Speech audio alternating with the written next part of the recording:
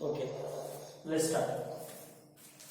काल आपण बघितलं अल्जेब्रा ऑफ स्टेटमेंट किंवा लॉज ऑफ स्टेटमेंट्स. ओके, तर त्यात आपण बघितलं सगळ्यात पहिल्यांदा, बरं आहे ना. तर आपण लॉज बघितले. मी तुम्हाला म्हटलं होतं की ते लॉज चांगले पाठ ठेवा. बरं आहे, उद्या आपल्याला काम पडेल, म्हणजे समजा आजच्या व्हिडिओला त्याचं काम आहे. ठीक आहे ना. तर हे ऑलरेडी लिहिलेले आहेत माझ्याकडे सगळे. ठीक आहे. तर बघा, सगळ्यात पहिल्यांदा माहिती आपण बघून घेऊ, थोडं एक्सप्लेन करून घेऊ. जर दोन्ही व्हेरिएबल सारखे आयडियल कोडेड लॉज काय म्हणायचं, जर दोन्ही व्हेरिएबल सारखे तर काय करायचं, त्याला एकच वेळा लिहायचा. अँड असो की ऑर असो, पी ऑर पी किंवा पी अँड पी काय असेल ती. त्या मेडिकल लॉज काय म्हणणं आहे की तुम्ही एका व्हेरिएबलला इंटरजेक्शन करू शकता, म्हणजे जे व्हेरिएबल्स किंवा स्टेटमेंट आहे ना इंटरजेक्शन करू शकता. पी एंड क्यूला तुम्ही क्यू एंड पी करू देऊ शकता, पी ऑर क्यूला तुम्ही क्यू ऑर पी करू देऊ शकता. असोसिएटिव्ह लॉ मध्ये काय करू शकता बघा, हे जे व्हेरिएबल्स आहेत, सॉरी हे जे ब्रॅकेट्स आहेत, ब्रॅकेट्स तुम्ही चेंज करू शकता. पण कधी जर दोन्ही साईड सारखे असेल तर, म्हणजे इथे बरोबर आहे, इथे बरोबर आहे. ठीक आहे, इथे बघा अँड आहे, तर अशा केसमध्ये तुम्ही ब्रॅकेट काय करू शकता, चेंज. डिस्ट्रीब्युटिव्ह लॉ करून गेला, त्याच्यामध्ये तुम्हाला एकच स्पेशली सांगितले की एक अँड एक ऑर. बघा इथं बघा एक ऑर आहे, एक अँड आहे ना. तर अशा केसमध्ये मला लक्षात आहे की तुम्ही डिस्ट्रीब्युटिव्ह लॉ अप्लाय करू शकता. डिस्ट्रीब्युटिव्ह लॉ अप्लाय कसा करायचा हे तुम्हाला सांगितलेलं आहे. ओके, आता बघा हा जो पी एंड आहे, हा पी एंड याच्यासोबत पहिले क्यू सोबत घ्या, नंतर सोबत घ्या, आर सोबत. म्हणजे पहा पी एंड क्यू और बाहेर ठेवा, तो ब्रॅकेटच्या आतमध्ये त्याला बाहेर ठेवायचा पी एंड आर. तसंच पहा पी ऑर क्यू आहे, आतमध्ये एंड आहे, त्याला बाहेर ठेवा पी ऑर आर.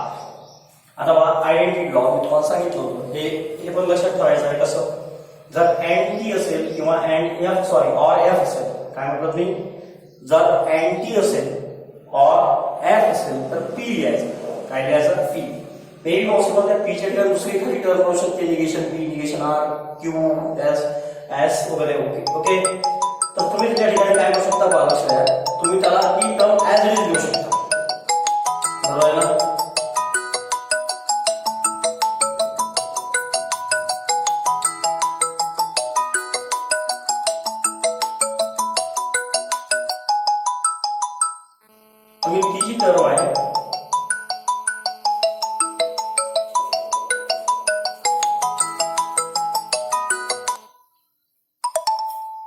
तुम्ही ती जी टर्म आहे ती टर्म काय करू शकता, तुम्ही ऍज इट इज घेऊ शकता. बरोबर आहे. मग आता मला लक्षात आहे, समजा अँड टी किंवा ऑर एफ असेल तर, जर तुम्ही घ्या पी अँड एफ आहे, एक जरी अँड ची कंडिशन आहे, एक जरी फॉल्स असेल तरी आपण काय लिहितो, फॉल्स. ऑर टी आहे, ऑर ची कंडिशन आहे, एक जरी ट्रू असेल तरी काय लिहितो आपण, ट्रू. कॉम्प्लिमेंट लॉ, एक स्टेटमेंट त्याचं निगेशन, एक स्टेटमेंट त्याचं निगेशन आलं, कॉम्प्लिमेंट लॉ आला, समजून घ्यायचं. आयडेंटिटी लॉ कसा बघायचा, टी किंवा एफ आहे तो आयडेंटिटी लॉ आहे. पहा एक व्हेरिएबल आहे, त्याचं निगेशन आहे. जर अँड असेल तर फॉल्स लिहायचं, ऑर असेल तर ट्रू लिहायचं. ओके, इथे इनोव्हेशन वगैरे ठेवायचं तुम्हाला, निगेशन टी एफ असेल, निगेशन टी असेल. ओके, इन्व्हर्टन्स हे पण आपण बघितलेलं आहे.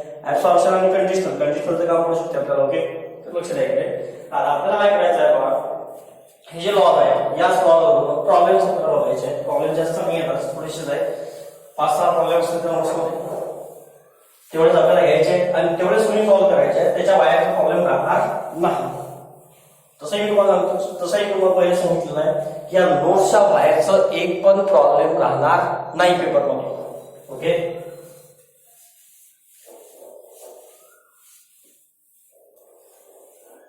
ज्या असाइनमेंट वगैरे तुम्हाला प्रोव्हाइड होतील त्या एक्स्ट्रा असेल तुमच्यासाठी, एक्स्ट्रा प्रॉब्लेम्स असतील. बरोबर, या नोट्सच्या बाहेरचं एकही प्रॉब्लेम पेपरमध्ये राहणार नाही. नोट्सचं हे मी लिहून द्यायला तयार आहे. ओके, नेक्स्ट तुम्ही पेज नंबर 14 वर या. पुढे पेजवर सांगितलं तुम्ही पेज नंबर 14.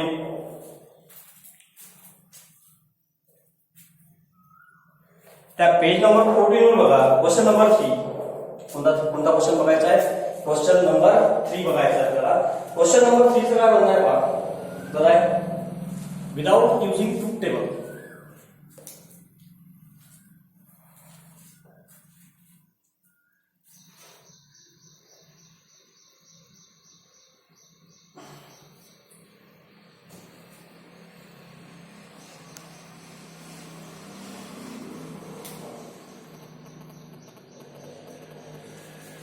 काय करायचं बघा, काय म्हटलंय कोणत्या, without using truth table to that. आपल्याला काय प्रूव्ह करायचंय बघा, आपल्याला काय करायचं आहे विदाउट युजिंग ट्रूथ टेबल, म्हणजे ट्रूथ टेबल यूज नाही करायचं आहे, कारण की हे जे स्टेटमेंट आहे तुम्ही पाच सारखे लॉजिकल इक्वलन्स सारखे स्टेटमेंट आहे, मग म्हणून सर तुम्ही ट्रूथ टेबल मध्ये आपण सॉल्व्ह नाही करायचे, तर पहिलेच लिहिलं आहे विदाउट युजिंग ट्रूथ टेबल. बरोबर आहे क्वेश्चन मध्ये, क्वेश्चन मी तुम्हाला लिहून देतो विदाउट युजिंग ट्रूथ टेबल.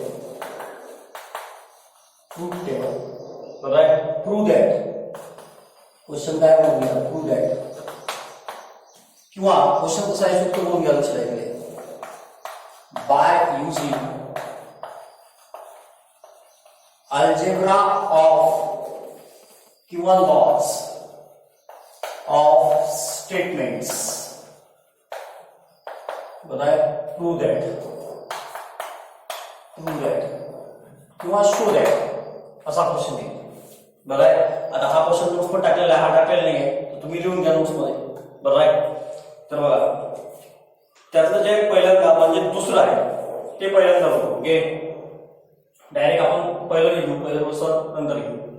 जे दुसरं प्रॉब्लेम आहे P or Q and P or negation Q. Okay, is logically equivalent to P. आता तुम्हाला मी सर असं प्रॉब्लेम पहिले पण आम्ही सॉल्व्ह केला लॉजिकल इक्विव्हॅलन्सचे. बरोबर आहे ना. आम्ही ट्रूथ टेबल तयार केला होता, तुम्ही सांगितलं होतं आम्हाला की लेफ्ट साईडला एका कॉलम मध्ये ठेवायचं, राईट हँड साईडला एका कॉलम मध्ये तयार करायचं, दोघांना कम्पेअर करायचं, दोघांच्या रिझल्ट सेम असेल तर आपण त्याला काय म्हणतो, लॉजिकली इक्विव्हॅलेंट आहे. मग आता हे प्रॉब्लेम तसंच आहे नाही, कारण की आपल्याला त्या वेळेला आपण जाता येणार नाही. बरोबर आहे. कारण की आपल्याला म्हटलं आहे without using truth table. Word महत्वाचा आहे, विदाउट युजिंग, विथ युजिंग नाही म्हटलेलं आहे. Okay, without using truth table. बरेचसे लोक प्रॉब्लेम मध्ये वाचत नाही, विदाउट आहे काय पटकन ट्रूथ टेबल सॉल्व्ह करून टाकते, मार्क इथे भेटत नाही. बरं आहे. घरी येऊन सांगते कोण लिहिला चांगला ताकद लिहिला 80 पैकी 80 भेटतेस. बरं आहे ना. तर ते पाहायचं थोडंसं. ठीक आहे, 80 पैकी 8 लिहिले. आता विदाउट युजिंग ट्रूथ टेबल आहे, मग घ्या लक्षात आहे आपल्याला काय करावं लागेल. सगळ्यात पहिल्यांदा एलएचएस साईड कन्सिडर करायची, कारण की शोध आहे एलएचएस साईड घ्यायची. एलएचएस नंतर काय करायचं बा, इक्वल टू घ्यायचं, लॉजिकल इक्वल टू घ्यायचं. ओके, पुन्हा म्हणून घ्या P or Q and P or negation Q. थोडं लक्ष द्या, कारण की प्रॉब्लेम समजण्यासाठी थोडे क्रिटिकल असतात. बरं आहे ना, म्हणून थोडं लक्ष द्यायचं. आणि तसं हा टॉपिक थोडा क्रिटिकल आहे, समजण्यासाठी थोडासा हार्ड होतो. बरं आहे. मी काही टॉपिक तुम्हाला सांगितलं, जे टॉपिक हार्ड आहे त्या व्हिडिओत मी तुम्हाला सांगितलं की हे टॉपिक हार्ड आहे, चांगले प्रिपेअर ठेवा. ठीक आहे, म्हणजे सॉरी त्याला चांगलं प्रिपेअर ठेवा, म्हणजे चांगलं प्रिपेअर करा स्वतःहून. ओके, तर आता काय करायचं आहे बघा, इथे बघा पी ऑर क्यू आहे and P or negation Q. आता सिम्पली तुम्ही मला सांगा, जर असं असेल x into Y plus x into Z. बरं आहे. पुन्हा पहा x into Y x into Z असेल तर तुम्ही काय कराल. बरं आहे ना. आता पहा आपण सिम्पली काय करू शकतो, एक्स इंटू हा कॉमन राहून घेतो आपण. एक्स इंटू कॉमन काढल्यानंतर कोण शिल्लक राहते, वाय प्लस झेड. कोण शिल्लक राहील, वाय प्लस झेड. आता हे तुम्हाला माहिती आहे, मला पण माहिती आहे, असं करता येईल आपल्याला. आता इथे बघा काय आहे, इथे बघा पी ऑर आहे, इथे बघा पी ऑर आहे. दोन्ही ठिकाणी पी ऑर आहे, क्यूशी किंमत नाही आपल्याला. ओके, म्हणजे आपण पी ऑर कॉमन करू शकतो. आता काय करू शकतो आपण, पी ऑर कॉमन करू शकतो. पी ऑर आपण जर कॉमन काढला, आता कोण शिल्लक राहिलं पहा ब्रॅकेट मध्ये क्यू पहा, अँड पी ऑर बाहेर पडलेला आहे, कोण आहे, निगेशन क्यू. काय केलं आपण पहा, पी ऑर इथे पण आहे, पी ऑर इथे पण आहे, कॉमन काढून घेतला, पी ऑर बाहेर निघाला, ब्रॅकेटच्या आतमध्ये कोण शिल्लक राहिलं, क्यू अँड आणि पुन्हा निगेशन क्यू. बरोबर आहे. आता बघा P or Q and negation Q. बरोबर आहे. एक व्हेरिएबल आहे त्याचं निगेशन आहे. काय म्हटलं मी, एक व्हेरिएबल त्याचं निगेशन आहे, आणि एक व्हेरिएबल त्याचं निगेशन असेल आणि मधात जर ऍड असेल तर काय कोणता लॉ यूज करतो आपण पहा, बाय कॉम्प्लिमेंट लॉ असं लिहायचं, याला अर्धा मार्क असतो. एक व्हेरिएबल त्याचं निगेशन दिसलं की समजून घ्यायचं कोणता लॉ असेल, कॉम्प्लिमेंट लॉ. आणि बाय कॉम्प्लिमेंट लॉ क्यू एक व्हेरिएबल त्याचं निगेशन आणि अँड जर असेल तर आपण पहिले बघितलं त्याला काय लिहायचं, फॉल्स. त्याला काय लिहायचं आपल्याला, false. P or F, P or F हा झाला आपला फॉल्स. बरोबर आहे. आता बघा P और F जर असेल तर मी तुम्हाला सांगितलंय तुम्हाला अँड F दिसो की और F दिसो, बरोबर आहे ना. तुम्हाला T आणि F दिसला समजून घ्यायचं कोणता लॉ असेल, आयडेंटिटी लॉ. कोणता लॉ असेल, आयडेंटिटी. T आणि F दिसला समजून घ्यायचं कोणता लॉ आहे, आयडेंटिटी लॉ. आता P और F असेल तर तुम्हाला दोन गोष्टी सांगितल्या होत्या. एक सगळ्यात पहिले जर तुम्हाला अँड दिसत असेल, अँड T किंवा और F दिसत असेल तर ती जी टर्म आहे ती ऍज इट इज लिहायची. म्हणजे P असेल तर P लिहायचा, कोणती टर्म असेल काय म्हणतात मी, जर अँड T किंवा और F असेल तर. मग आता बघा P और F आहेच, काय करता तुम्हाला by identity law. By identity law sorry P और F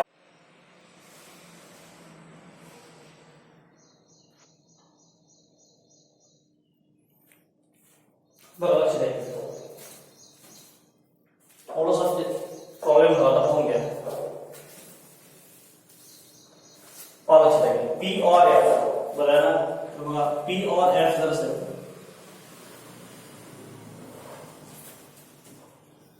बघा P और F असेल तर काय आपण P आणि ही कोणती साईड आपली RHS. So that's why we write here formula LHS is logically equal to काय असेल RHS. म्हणजे LHS तुम्ही बघा P और Q ओके एंड P और negation Q is logically equivalent to काय असेल P is logically equivalent to काय असेल P. ओके तो मला एक सांगा आता P और Q and P और negation Q is logically equivalent to काय असेल P. पुन्हा एकदा लक्षात घेऊन घ्या. बघा कसं केलं आपण सगळ्यात पहिल्यांदा बघून घ्या LHS साइड घेतली आपण. P और इथे पण आहे, P और इथे पण आहे. P और ला आपण कॉमन काढलेला आहे, बरोबर आहे. कोण शिल्लक राहील Q and negation Q. मी तुम्हाला पहिल्यांदा पण सांगितलं आहे की एक व्हेरिएबल निगेशन जर असेल तर आपल्याला लॉ अप्लाय करायचा आहे बाय कॉम्प्लिमेंट लॉ. पण एक व्हेरिएबल निगेशन आहे, एक व्हेरिएबल निगेशन आहे म्हणजे पुन्हा आहे अँड, तर आपण काय लिहू फॉल्स. काय लिहू आपण फॉल्स. कोणता लॉ आहे, बाय कॉम्प्लिमेंट लॉ. हे कोणत्या लॉ झालं हे आपल्याला लिहायचं. ओके P और F. आता और F किंवा अँड T असेल तर आपण काय लिहू आयडेंटिटी लॉ. काय लिहू आपण बाय आयडेंटिटी लॉ. आणि और F असेल तर मी तुम्हाला सांगितलंय जर अँड T किंवा और F असेल तर काय करायचं, जो व्हेरिएबल आहे तो ऍज इट इज लिहायचा किंवा जे स्टेटमेंट आहे ते ऍज इट इज लिहायचं किंवा इथे जो कोणती टर्म असेल ती काय होतं आपण ऍज इट इज लिहितो. RHS ला बघा P आहे, बरोबर. ते बाकी लिहायचं असेल LHS is logically equal to RHS आणि पुन्हा प्रॉब्लेम लिहायचं. काय केलं प्रॉब्लेम क्लिअर नाही, ठीक आहे. तर आता बघा होते काय समजा प्रॉब्लेम जर 2 किंवा 3 मार्काला जर येत असेल, समजून घ्या प्रॉब्लेम 3 मार्काला आलेला आहे. ओके 2 ला येत नाही सहसा येतात 3 लाच येते. ओके आता एखाद्या पेपर सेटरवर डिपेंड राहील तू काय करतो. ओके आता बघा 3 मार्काला जर बघून घ्या स्टेप्स किती समजा इथं प्रॉब्लेम असा आहे 1 2 3 स्टेप आहेत. तर 3 स्टेप साठी सुद्धा 3 मार्क टाकायचे असेल त्याला पण मार्क असतील. ओके अर्धा मार्क कापून टाकतो. पण जर या स्टेपला जर 1 मार्क असेल तर अर्धा मार्क याला असतो आणि अर्धा मार्क या लॉच्या नावाला असतो, ठीक आहे ना.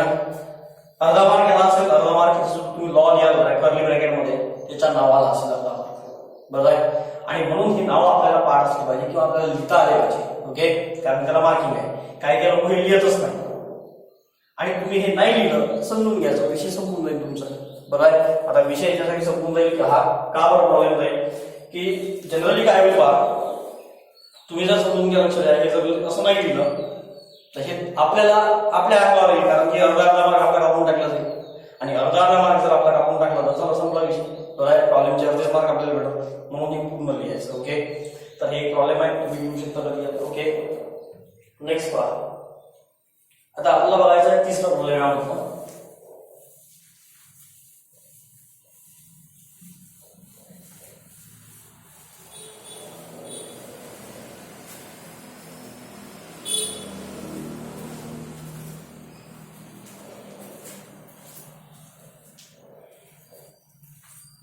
जे तिसरा प्रॉब्लेम आहे ते बघा P and Q और negation P and Q और P and negation Q logically equivalent to P और Q याला सॉल्व करायचं. ओके तर सॉल्व करण्याचा काही विषय नाही आहे, एवढा काही गंभीर विषय नाही सॉल्व करायचा. इज लॉजिकली इक्वल टू काय असेल पहा पूर्ण याच्या साईड लिहून घ्या P and Q or negation P and Q or P and negation Q. Okay, आता काय करायचं, इकडे तिकडे गडबड केल्यापेक्षा लेफ्ट टू राईट सॉल्व्ह करत जायचं. बरं आहे, लेफ्ट टू राईट जर सॉल्व्ह करत गेलो तर पहा काय होते. आता थोडं लक्ष द्यायचं. मी एक स्टेटमेंट लिहितो समजा असं X into Y plus Z into Y आहे. काय म्हटलं मी, X into Y plus Z into Y. मला एक सांगा, इथे पण वाय आहे इथे पण वाय आहे, तुम्ही याला असं म्हणू शकता power x plus Z Y. बरं आहे, कारण की आपण वाय कॉमन काढलेला आहे, बाहेर ठेवला, एक तर इकडे ठेवा किंवा तिकडे ठेवा, चला इकडे ठेवा, हे बिघडणार नाही. ओके, मग आता मला लक्ष द्यायचं काय, आता इथे पण अँड क्यू आहे इथे पण अँड क्यू आहे, पण हा प्री फॅक्टर झाला हा पोस्ट फॅक्टर झाला.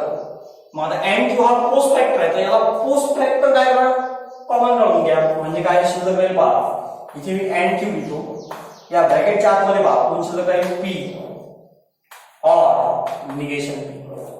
काय असेल पहा पी ऑर निगेशन. ठीक आहे, याला एका मोठ्या ब्रॅकेटमध्ये टाकून घ्या आता ऑर काय करून घ्या पी अँड निगेशन क्यू. आता मला सांगा पी ऑर निगेशन पी, एक व्हेरिएबल त्याचं निगेशन आहे, कोणता लॉ अप्लाय करा, बाय कॉम्प्लिमेंट लॉ. एक व्हेरिएबल त्याचं निगेशन आलं की लॉ कोणता अप्लाय होतो बघा, बाय कॉम्प्लिमेंट लॉ. कोणता लॉ असेल, complement law. According to this complement law एक व्हेरिएबल त्याचं निगेशन असेल आणि ऑर जर असेल तर आपण काय लिहितो टी, अँड जर असतं तर काय लिहिलं असतं फॉल्स. इथे काय म्हणतो बघून घ्या, T and Q or P and negation Q. आता बघून घ्या काय होईल. आता मी तुम्हाला म्हटलं की अँड टी असेल तर, आता ऑलरेडी अँड टी आहे इथे, पण प्रॉब्लेम हा आहे की याची जागा बदललेली आहे. तुम्ही क्यूला जरी लिहिलं टीला जरी लिहिलं तर खूपच चांगलं म्हणजे बरं आहे, लिहू शकतो आपण क्यू अँड टी. मी दोघांना इंटरचेंज करू शकतो, इंटरचेंज कोणत्या रूलला करू शकतो, बायोलॉजिक कम्युटेटिव्ह लॉ. कोणता लॉ, कम्युटेटिव्ह. या दोघांना इंटरचेंज करून घ्या. ओके, और याला असं ठरवूया पी अँड निगेशन क्यू. कोणता लॉ अप्लाय केला आपण, बाय कम्युटेटिव्ह लॉ. कोणता लॉ अप्लाय केला आपण, बाय कम्युटेटिव्ह लॉ. ओके, आता बघा क्यू अँड टी मी तुम्हाला पहिले सांगितलंय, अँड टी जर असेल बरं आहे ना, किंवा ऑर एफ असेल किंवा एफ असेल